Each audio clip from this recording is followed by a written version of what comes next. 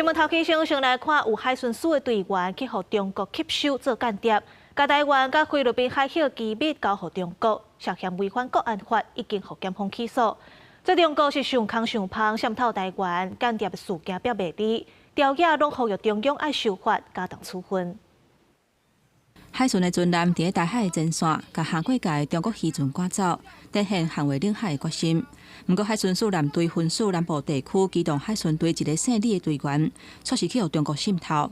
从2012年开始，每一季收6万块，加上年尾的奖金，伊甲台菲海峡任务舰、甲飞弹射击警戒区的图交互中国。检方日时以涉嫌违反国安法等罪嫌，甲这个姓李的队员起诉。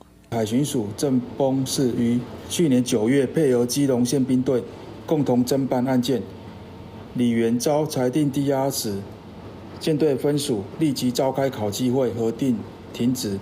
另外，海军身份中心一个姓陈的正上司，因为派债务嘛去互中国吸收，伊甲各方机密的资料互中国。台湾高等法院以陆海空军刑法交付军事机密罪，判伊2年2个月。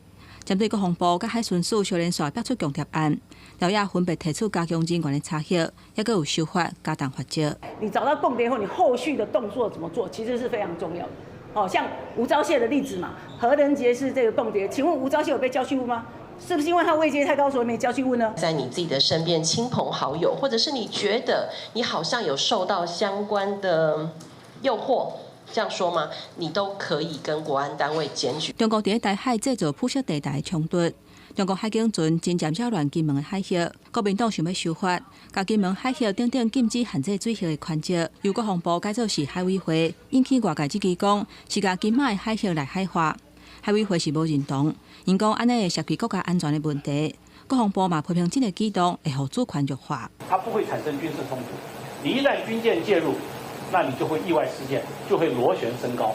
这个状况下，不是我们想预见的。只要懂法律的人看这个法律的文字，都可以知道，那就是一个让台湾门户洞开的措施。那也强调讲，海委会嘛是中央的单位，修法未影响主权，是因应现状，确保两岸的和平。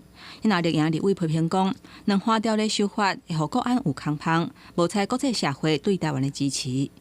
公视新闻台北报道。